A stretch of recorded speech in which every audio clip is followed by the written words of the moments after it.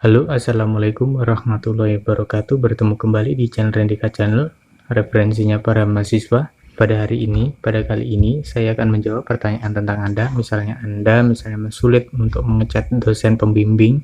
Nah, ketahui dulu beberapa alasan mengapa chat Anda itu tidak dibalas oleh dosen pembimbing Anda. Nah, mungkin dari alasan-alasan yang nanti saya sebutkan ini, mungkin ada satu yang tercantum di yang sedang Anda lakukan misalnya. Ini mungkin itu bisa Anda introspeksi ya, atau mungkin Anda tidak ada masalah tentang yang ciri-ciri chatnya ini kenapa yang tidak bisa dibalas ini, karena ada salah satu ya faktor yang saya sebutkan nanti ini, misalnya tidak ada sama sekali seperti yang saya sebutkan ini. Nah, mungkin ada tipsnya yang terakhir nanti saya sebutkan.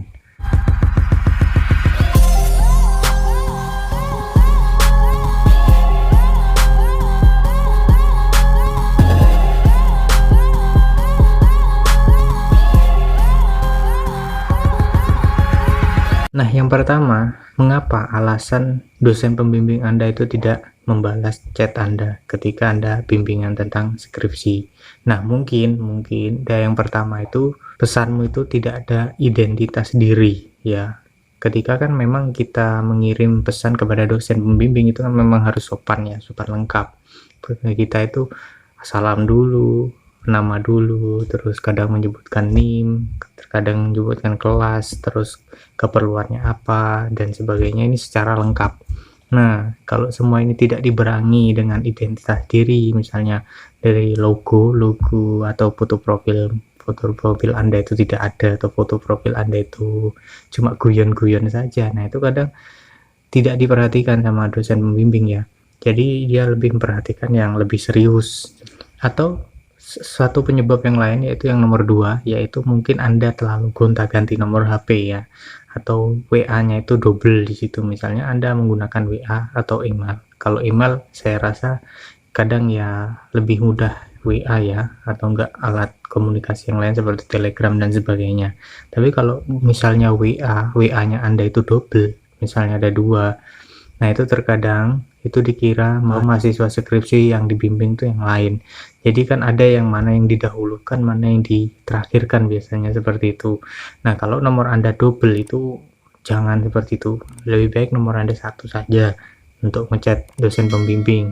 Alasan yang ketiga mengapa chat Anda itu tidak cepat dibalas. Alasan yang ketiga yaitu mungkin dosen Anda itu, pembimbing Anda itu terlalu sibuk. Jadi dari definisi sibuk ini kita harus bisa memahami ya, kita memahami karakternya dari dosennya itu. Mungkin jam mengajarnya ini jam berapa aja, misalnya pagi dari jam berapa sampai jam berapa, terus nanti istirahatnya jam berapa, ini kita harus memahami dan kita harus tahu nanti peluangnya jam berapa. Nah, mungkin kalau Anda tidak mengetahui tipe-tipe dosen pembimbing Anda bisa tanyakan dengan dosen yang misalnya dari kajur atau dari dosen-dosen yang lain, mungkin yang ada yang lebih dekat, itu bisa tanyakan itu kira-kira waktu luangnya jam berapa dan enak untuk dihubungi. Kalau mungkin Anda misalnya pernah menghubungi atau enggak chat dengan dosen Anda, itu pernah bisanya sekitar jam 8 sampai jam 9. Nah, itu langsung dibalas cepat. Nah, gunakan itu, diingat terus untuk besok-besoknya kalau Anda ngechat itu jam 4, kalau enggak jam 4, kalau besok-besoknya Anda ngechat itu sesuaikan dengan hal yang kemarin. Misalnya kemarin tuh jam 9, berarti Anda chat jam 9, tapi tentukan juga harinya. Misalnya hari peluangnya hari Senin, Anda ngechat di hari besoknya itu ya kalau bisa hari Senin juga, karena itu memang ada waktu luang pada waktu itu. Kita harus memahami tentang kesibukannya. Mungkin ada ini yang kalau memang kurang rezekinya ya, dosen ini sangat sibuk full sekali hingga tidak ada waktu untuk membimbing skripsi. Nah, tapi hal tersebut tuh bisa dipertanyakan, bisa Anda mengadukan ke kajur atau kejuruan nanti untuk minta ganti pembimbing juga bisa, karena terlalu sibuk sehingga tidak bisa membimbing skripsi Anda. Nah, Anda bisa lapor ke kajur kalau seperti itu. Tapi ketika sudah ditunjuk menjadi dosen pembimbing misalnya seperti itu, mesti harus meluangkan waktunya untuk membimbing Anda sebagai mahasiswa yang sedang mengerjakan skripsi. Dan yang keempat, ini adalah masalah yang mungkin ringan ya. Mungkin chat Anda itu tidak terlalu menarik, terlalu monoton. Seperti ini, nah, Assalamualaikum, terus nama saya ini, NIM saya segini, terus saya dari kelas ini, saya mahasiswa bimbingan Anda, saya ingin membimbingkan masalah ini. Nah, terlalu monoton, mungkin ada variasi yang lain, tapi tetap tidak menghilangkan etika ya dalam menulis pesan Anda. Nah, dalam menulis itu biasanya ada kata-kata yang memang bagaimana kata-kata itu bisa membuat menarik untuk dosen pembimbing Anda untuk bisa langsung menyimak dan sebagainya. Nah, mungkin dari tata pesan Anda ini tergantung dosennya, makanya kita dari awal saya telah menjelaskan kita harus memahami dulu karakter dosen kita. Salah satu penyebabnya lagi ketika chat Anda lama dibalas, yang nomor 5 yaitu terlalu panjang. Chat Anda itu terlalu panjang sekali.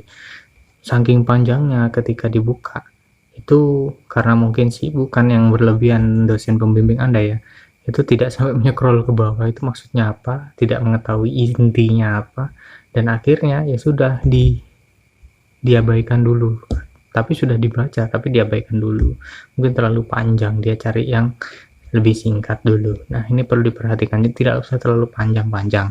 Ada toh kalau terlalu panjang, saya kasih tipsnya untuk lebih baik itu dihubungi, di telepon. Nanti misalnya Anda chat pendek dulu, misal pendeknya meminta waktu luang, bukan meminta ya, tapi Anda tanya kira-kira ada waktu luang apa tidak. Nah, kalau sudah ada waktu luang, nah itu mungkin Anda bisa berkomunikasi langsung, lebih enak. Dan salah satu faktor lagi yang keenam ini, kenapa kok chat Anda lama sekali dibalas, yaitu Anda ngirimnya itu tidak tepat pada waktunya. Jadi begini maksudnya tidak tepat pada waktunya, ketika lagi banyak-banyaknya, misalnya dosen itu kan tidak hanya membimbing skripsi ya, ada mengajar juga. Nah, ketika itu ada mahasiswa yang konsultasi, tapi itu dalam pengawasan dalam mahasiswa mata kuliah. Nah, ketika dia mengirim sesuatu, Anda mengirim di situ sebagai mahasiswa pembimbing, maka Anda nanti akan tergeser ke bawah atau tenggelam ya. Chat Anda itu turun dan akhirnya tidak terbaca oleh dosen Anda, dosen pembimbing Anda. Nah, Anda harus memperhatikan itu. Misalnya Anda cek, misalnya Anda kasih durasi waktu, kira-kira jangan terlalu cepat lah, 1 jam. Jangan terlalu cepat, 1 jam itu terlalu cepat. Jadi ketika hari ini tidak dibalas, bisa Anda ulang chat lagi di hari keesokan harinya, terus keesokan harinya kalau tidak balas, keesokan harinya lagi. Terus permasalahan juga yang nomor 7 yaitu permasalahan pada chat Anda. Chat Anda itu misalnya sebagai mahasiswa yang sedang skripsi itu terlalu sulit untuk dijawab. Misalnya seperti ini, Pak, judul yang menarik buat saya apa? Misalnya Anda kan suruh ganti judul dalam sidang proposal, Anda suruh ganti judul, terus Anda tanyakan ke dosen, judul yang menarik buat saya apa? Nah, hal ini sulit untuk dijawab karena ini nanti menyangkut judul ini buat Anda yang memikirkan bagaimana nanti cara mengerjakan yang sesuai dengan diri Anda yang sebagai mengejar CV. Maka dari itu Anda jangan menanyakan hal seperti itu ya. Misalnya, Pak, judul yang baik buat saya apa? Terus rumusan ini buat Pak, tolong buatkan rumusan masalah tentang judul ini dan ini. Nah, itu jangan seperti itu, karena itu termasuk pertanyaan yang memberatkan para dosen pembimbing Anda, karena sifatnya dosen pembimbing hanya membimbing, maka Anda hanya konsultasi. Nah, konsultasinya Anda ini hanya seperti ini, ketika Anda sudah membuat judul, ini benar apa tidak? Nah, tanyakan, ini misalnya dari rumusan masalah, dari pertanyaan-pertanyaan, Pak, tolong dikoreksi ini benar apa tidak. Tapi mohon maaf, jangan ada sifat memerintah ya. Bagaimana ini dengan rumusan masalah saya misalnya, apakah sudah tepat apa belum. Dan juga ada faktor yang harus Anda perhatikan ketika Anda nanti ngechat, mengirim pesan pada dosen pembimbing Anda, yaitu jangan ada faktor Anda menyuruh ya, atau memaksakan kehendak Anda. Maksudnya gimana? Ketika Anda ngechat atau Anda mengirim pesan, ketika itu Anda akan sidang, misalnya munakosah maupun sidang proposal. Jadi untuk segera Pak dikoreksi karena besok saya ada pendaftaran, segeralah. Nah, ada unsur-unsur seperti itu, ada unsur segera, ada unsur maksa.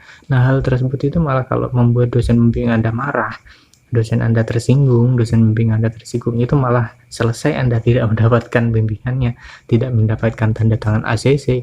Nah, maka dari itu Anda harus memperhatikan dulu kehendakmu akan mengirimkan sebuah pesan itu apakah memaksa apa tidak. Nah, perhatikan ini kelihatannya memaksa apa tidak. Kalau memaksa jangan diteruskan, agak kalem, agak santai, agak sabarlah ibaratnya, jangan agak sabar. Yang nomor 10, ini mungkin Anda kurang sopan, Anda terlalu menganggap dosen Anda misalnya adalah teman Anda. Nah, ini tidak baik ya. Jadi ketika Anda mendapatkan dosen pembimbing, misalnya itu dulu adalah dosen pembimbing Anda adalah teman ngopi Anda. Nah, itu tetap jangan posisikan dosen pembimbing Anda walaupun dulunya teman ngopi Anda itu sebagai teman Anda. Jangan seperti itu, tapi tetaplah posisikan sebagai dosen pembimbing. Beda kalau di warung kopi sana nanti posisinya seperti apa, tapi kalau di dalam lingkup akademis tetap posisikan dalam lingkup pembimbingnya. Jadi jangan ketika Anda janjian sama dosen Anda, bro, saya mau bimbingan bro, jangan seperti itu. Atau enggak seperti ini, Anda ingin janjian di sore hari ya, misalnya itu dosen bimbing Anda anggap seperti teman sendiri.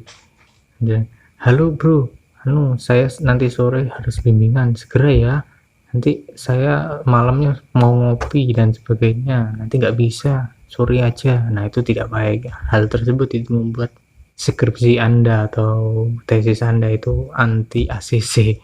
Terus yang nomor 12 ini adalah yang jangan dilakukan dari para mahasiswa ketika membimbing itu terlalu memaksa. Ini pemaksanya kehendak seperti begini, tolong segera di ACC Pak, wah itu parah sekali itu, jangan seperti itu.